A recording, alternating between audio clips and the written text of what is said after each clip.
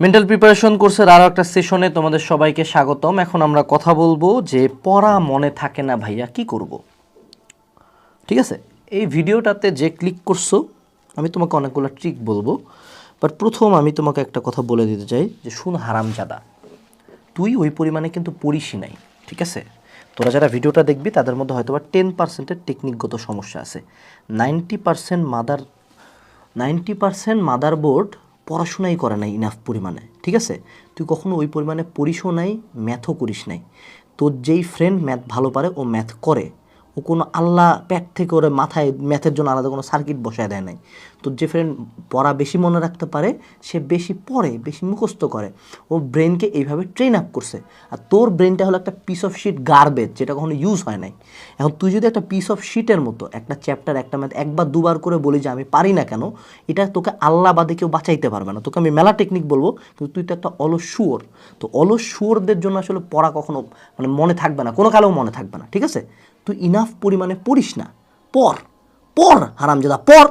একবার ওই যে একটা প্রশ্ন বললাম মামা কয়বার, প্রথম টেকনিক পড়া মনে রাখার, বেশি পড়তে হবে, as simple as that. Math পারি না, ম্যাথ করতে হবে। 1 ঘন্টায় হয় না, 3 ঘন্টায় হবে, 3 ঘন্টায় হয় না, 6 ঘন্টা হবে। একটা সিম্পল ডিফারেন্স হইল, ধর এটা একটা পাত্র, হ্যাঁ, একটা বালতির মধ্যে কারো বালতিতে 1টা ফুটা, কারো বালতিতে 2টা ফুটা, কারো বালতিতে 10টা ফুটা। এখন তুই বালতিটা ভরতে চাইস, যার 1টা ফুটা ও আস্তে পানি ঢাললেও ধীরে ধীরে বালতিটা একটু ফিল আপ হবে। যার 2টা ফুটা তারাও আরও বেশি করে পানি ঢালতে হবে, কারণ 2টা দিয়ে পানি বেরোচ্ছে। যার 10টা ফুটা তার আরও বেশি করে পানি ঢালতে হবে, কারণ বেরোচ্ছে পানি বেশি দিয়ে। তো এইখানে তো তোর একটা পয়েন্ট থাকা উচিত যে ভাই তোর পড়া মনে থাকে না, ধর তোর ব্রেন দুর্বল, অ্যাজ সিম্পল অ্যাজ দ্যাট, বেশি করে পড়। একটা টপিক, এই যে প্রশ্ন হলো কয়বার, একটা ম্যাথ কয়বার করছিস তুই? 2বার করছিস, 3বার করছিস? করিস তো নাই, তা কেন বললি ম্যাথ পারিস না? ট্রাই তো করিস না ওই পরিমাণে। একটা চ্যাপ্টার একবার পড়ে কেন মনে থাকবে? বারবার পর, 2বার পর, 3বার পর। বই একবার শেষ করছিস, 3বার শেষ কর, তারপর বল পড়া মনে থাকে না। আমাদের মেজরিটির প্রবলেম হইল ভাই আমি পারি না, ভাই মনে থাকে না। আজব চল তুই ট্রাই তো করিস নাই, তুই কয়বার পড়ছিস? রিপিটেশন বাড়াও। একই রাস্তায় তুমি 10 বছর ধরে হাঁটতেছো, তার চেয়ে ধরো উদাহরণস্বরূপ তুমি একদিন পুরান ঢাকায় আসছো, পুরান ঢাকার একটা ম্যাপ বানাবা, হ্যাঁ। তো তুমি যদি পুরা দিন ধরে ম্যাপ বানাও, তোমার কিন্তু কিছু খেয়াল থাকবে না। তুমি চিন্তা করো তুমি এবার 7 দিন আসছো পুরান ঢাকায়, অটোমেটিক্যালি ম্যাপ মাথার মধ্যে তৈরি হয়ে গেছে না? তোমার ব্রেন রিপিটেশনে বিশ্বাস করে। একটা ইনফরমেশন ও বারবার অ্যাটেম্প করলে অটোমেটিক্যালি ওটার মাথায় ঢুকে যাবে। তোমার পড়া মনে থাকে না, রিজন একটাই, তুমি ইনাফ পরিমাণে পড়ো নাই, ইনাফ রিপিটেশনে পড়ো নাই। পড়ার রিপিটেশন বাড়াও। এরপরে আসো, সেটা হলো রাইটিং। এখানে দেখো পড়াটা আসলে ঢুকতেছে কিভাবে। আমি একটা জিনিস পড়তেছি, আমার চোখ দেখতেছে, আমার মুখ বলতেছে, আমার কান শুনতেছে। এটা আমার কি হচ্ছে, ব্রেনে ইনপুটে আছে। কিন্তু কিসে আছে? ইনপুটে। এখন যখন আমি পড়াটা লিখলাম, নট লাইক দ্যাট পুরা জিনিস লিখলাম, সামারি করে লিখতেছি, পড়তে পড়তে লিখতেছি।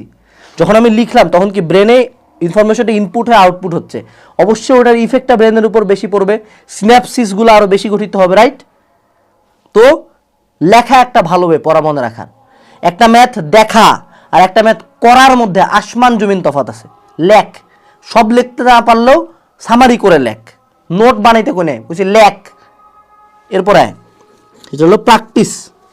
তোমরা কি ভাবো এমসিকিউ ভাইয়া বলছে এই যে সুন্দর মতো বিপরীত ম্যাট্রিক্স, এই দুটা চেঞ্জ করে দিলে হয়ে গেল, দেখে মনে আরে জোস। পরীক্ষার হলে যখন তুমি দিবা ফাটে হাতে চলে আসবে, সেম একদম হুবহু সেম জিনিস দিব, তা পারবো না কেন? কারণ তুমি ইনাফ পরিমাণে প্র্যাকটিস করো না। অ্যাজ সিম্পল অ্যাজ দ্যাট, তুমি ইনাফ পরিমাণে প্র্যাকটিস করো না। আমরা কেউই করি না।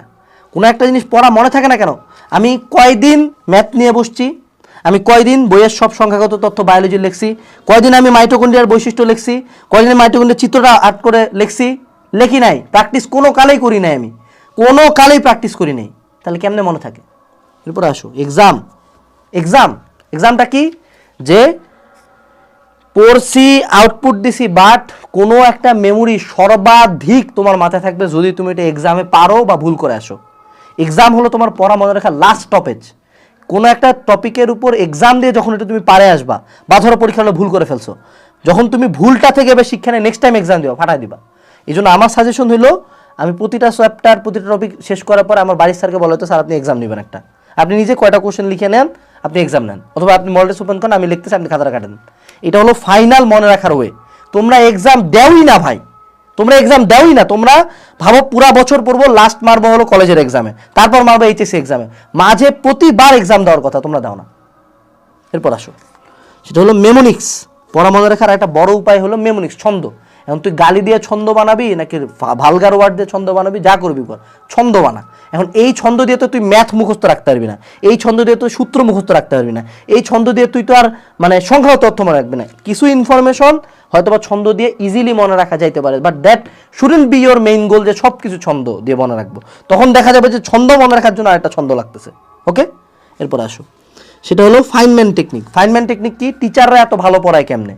এই বেটা বুইরা টিচার এতদিন ধরে পড়াইতেছে, হালার পোলা প্রতিবারই পারে, কেন পারে? এটা হলো ফাইনম্যান টেকনিক। যে রিচার্ড ফাইনম্যান বলছিল আগে একটা টপিক পড়ো, ঠিক আছে, দেন ওই টপিকটা আরেকজনকে শিখাও। ওকে শিখানোর আগে অবশ্যই নিঃসন্দেহে ব্যাকগ্রাউন্ড রিসার্চ তোমাকে করতে হবে, পড়ার চেয়ে বেশি ব্যাকগ্রাউন্ড রিসার্চ করতে হবে, কারণ নিজে পারা আর অন্যকে বোঝানো ডিফারেন্ট ব্যাপার কিন্তু, ঠিক আছে। দেন ওই যে ও যখন শিখাইতে তুমি ধরলা, শিখাইতে যে এত কিছু প্রবলেম তুমি পাইছো, ও কোশ্চেন করছে তুমি অ্যান্সার দিতে পারো নাই, দেন তুমি ওই গ্যাপগুলো ফিল আপ করো, তোমার এই জিনিস মাথার মধ্যে একদম লেভেলে ঢুকে যাবে, ঠিক আছে। ফাইনম্যান টেকনিক ইউজ করতে পারো, বাট এত টাইম তো তোর থাকার কথা না। এটা করা যেতে পারে কোন ক্ষেত্রে? যে একান্ত একটা খুব কুত্তা মারা টপিক, ওই টপিকটা শেষ হচ্ছে না, তখন তুই তোর ফ্রেন্ডকে বলে মামা এটা আমি তোকে পড়াবো। এক দুইটা টপিকের ক্ষেত্রে করা সম্ভব, বাট পুরা বই তো এই ফাইনম্যান টেকনিক আমি পড়িবা পারবো না। আমি এখন ইন্টারের পোলা, আমি তো ইন্টারের পোলা পড়াইতে পারবো না, তাই না? আচ্ছা, এখন আসো photo memory. What is photo memory? ধরো আমি একটা জিনিস দেখছি, এখন রেগুলার যদি আমি এখানে এই পেজটা, ধরো এই পেজটা তোমার টেবিলের সামনে পুরা দিন ঝুলায় রাখছি, ঠিক আছে, বস মাস কা মাস তুমি দেখছো, তুমি কিন্তু এক্স্যাক্টলি পড়ো নাই, বাট তোমার চোখের মধ্যে একটা ঝাপসা ছবি আছে। তুমি এক্স্যাক্টলি যদি আমি তোমাকে কোনো একটা এমসিকিউ এক্সাম নেই যে এই ছবিটার এই জায়গাটাতে কি লেখা ছিল, স্ট্রং টপিক্স না উইক টপিক্স, তুমি যদিও পড়ো নাই, বাট সাবকনশিয়াস মাইন্ড থেকে তুমি উইক টপিক্স দাগাবা। এই পরীক্ষার হলে অনেক সময় মনে হয় না যে একটা এমসিকিউ মনে হচ্ছে এটা মনে হয় এটা হবে, মনে হয়, হওয়ার চান্সেস অনেক বেশি এবং লাগেও যায়। এটা হলো সাবকনশিয়াস মাইন্ডের ফটোগ্রাফিক মেমোরি। সো অনেক সময় যেটা করবা, বইয়ের মধ্যে দাগাবা, মার্ক করবা, সাইডে লিখবা, আলাদা কালি দিয়ে লিখবা, বই পুরো নোংরা জঘন্য দেখতে হবে, বাট ওই এক্স্যাক্ট পয়েন্টগুলোতে চোখ ফোকাস করবে, ঠিক আছে। চোখ যখন ফোকাস করবে তখন তুমি ওই জিনিসগুলো বেশি মনে রাখবা বা ফটোগ্রাফিক মেমোরিতে থাকবে, আন্দাজে লাগে যেতে পারে। এরপর হলো সামারি মেথড, ঠিক আছে, সামারাইজ। ব্যাংকিং কোণের পার্টটা যদি একটা ইন্টারের বইতে দেখো, এটা 6 পৃষ্ঠার উপরে, ঠিক আছে, পুরা একটা টপিক। এখন ব্যাংকিং কোণ নিয়ে যদি আমি তোমাকে পড়াই, আমি যদি সামারি করি, ব্যাংকিং কোণটা হবে এরকম কিছু একটা।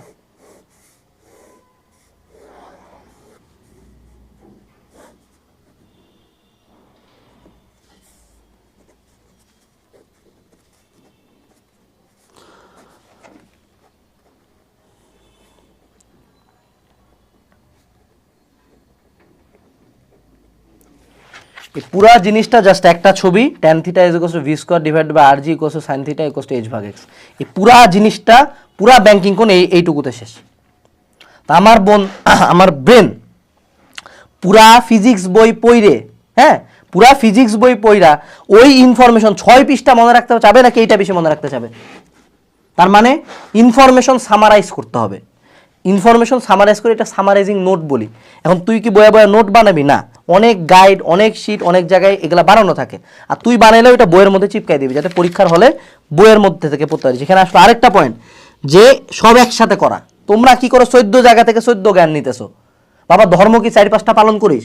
না, তুই তো একটা ধর্মের বিশ্বাসী, তো তোর পড়া এমন কেন, মাইজ্ঞা পড়া কেন যে বিভিন্ন জায়গায় দৌড়া বেড়াচ্ছি? বিভিন্ন পড়াশোনা যা কিছু এক জায়গায় আনবি, তাহলে দেখবি এক বই থেকে যখন পড়বি মনে থাকবে। 14 জায়গায় মুখ মারবা, একটাও চলবে না, সাবধান। এরপরে আসো সামারাইজিং নোটের পরে আসো, সেটা হলো লিমিট বুঝো। ব্যাপারটা হলো পড়া মনে রাখারও একটা লিমিট আছে, ঠিক আছে। তুমি তোমার ব্রেনকে মাগনা কুত্তার মতো প্রেশার দিলে ও যে আবার অলওয়েজ পড়া মনে রাখতে পারবে তা না। মাথার প্যানিকটা একটু কমাইতে হবে এবং নিজের লিমিটটা বুঝতে হবে। নিজের লিমিট যখন বুঝবা তখন তুমি স্ট্রং পয়েন্ট উইক পয়েন্ট নিয়ে কাজ করবে। যেমন আমার উইক পয়েন্ট ম্যাথ, তো এই জায়গায় আমাকে এফোর্ট বেশি দিতে হয়। আবার আমার স্ট্রং পয়েন্ট কি মুখস্থ আইটেমে, ওখানে আমি কম টাইম দিই। ওভারঅল তোমার লিমিট বুঝে ওই অনুযায়ী স্টেপ নিতে হবে। পড়া মনে রাখার এখানে আমি জাস্ট কয়েকটা ওয়ে বললাম। এখন তুই যে আরও 4টা ইউটিউব ভিডিও দেখতে পারিস, বাট তোরে আল্লাহ বাদে কেউ ঠিক করতে পারবে না যদি না তুই পড়াশোনা ইনাফ পরিমাণে না করিস। তো এগুলো টেকনিক ফেলা, দু একখান কাজে লাগাতে পারিস, এটা তোর ব্যাপার, বাট আলটিমেট কাম হবে হলো নিজের পড়া। পড়া মনে থাকে না কারণ তুই পড়িস না, অ্যাজ সিম্পল অ্যাজ দ্যাট।